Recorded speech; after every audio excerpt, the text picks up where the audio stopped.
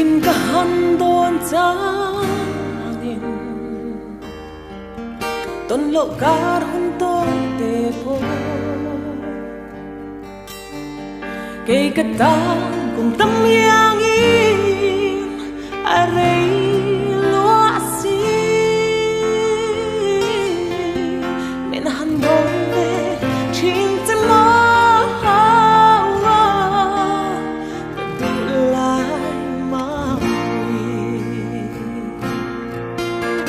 Kadu berute kamang ay berute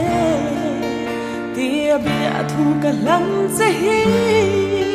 min lerila sa konem ni kamang ay te asin